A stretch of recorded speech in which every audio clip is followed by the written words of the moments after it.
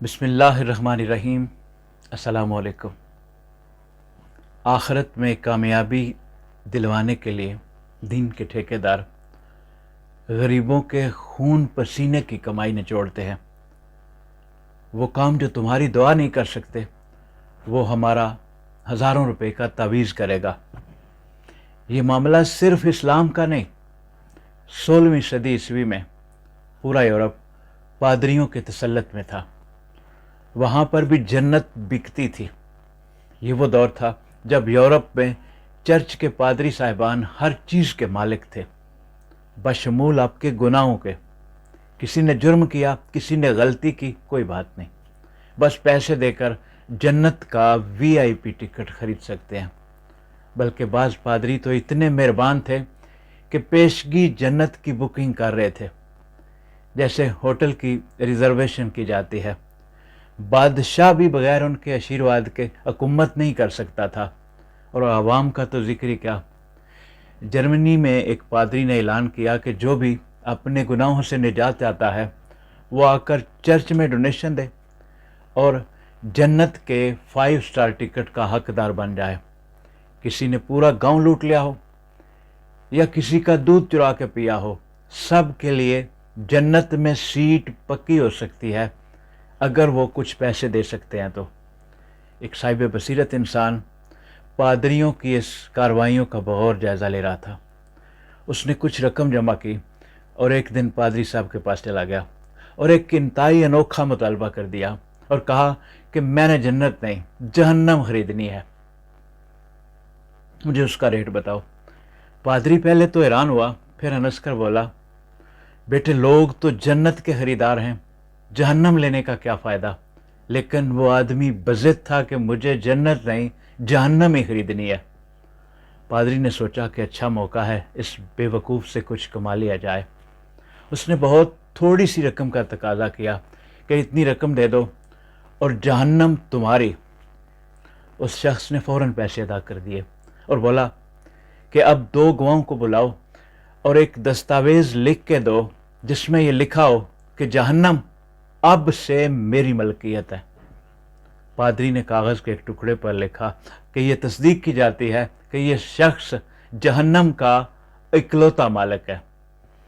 दस्तावेज़ पर चर्च की मोहर लगाई, नीचे अपने दस्तखत किए और 2 गवाहों के दस्तखत भी लिए गए।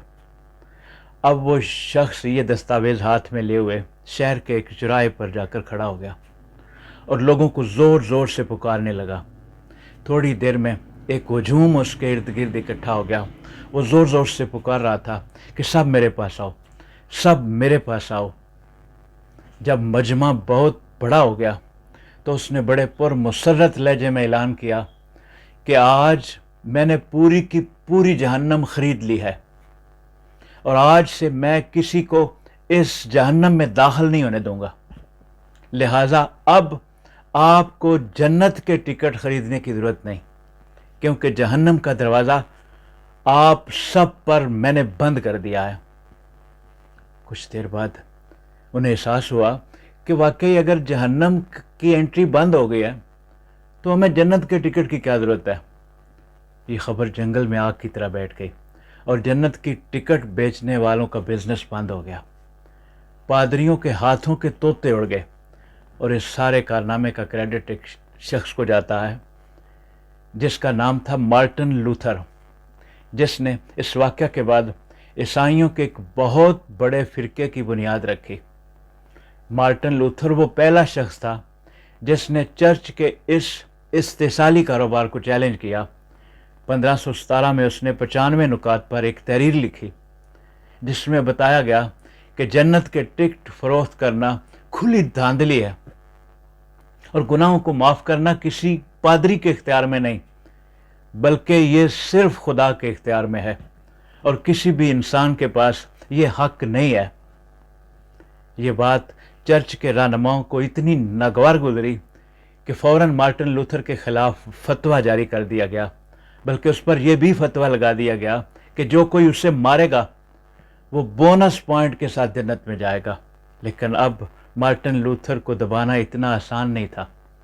उसके नज़रियात इतने मशहूर हुए کہ ایک نیا عیسائی فرقہ وجود میں آ گیا جسے پروٹیسٹنٹ کہا گیا، یعنی احتجاج کرنے والے، اور آج اس فرقے کے پیروکار دنیا میں تقریباً 800 ملین سے لے کر 1 بلین تک پہنچ چکے ہیں۔ ایک بات تو طے ہے کہ اس کی ذہانت نے ایک پورے مذہبی کاروبار کو بے نقاب کر دیا اور تاریخ کا دھارا بدل دیا۔ اگر کوئی آپ سے جنت دلانے کا وعدہ کرے تو مارٹن لوتھر کے اس واقعے کو یاد کیا جا سکتا ہے۔ گو کہ وہ ایک عیسائی تھا، لیکن اس کی ایک بات میں دم تھا اور دم ہے: گناہوں کو معاف کرنے کا اختیار صرف میرے رب کے پاس ہے۔ جاگو اور جاگ کے جیو۔ السلام علیکم۔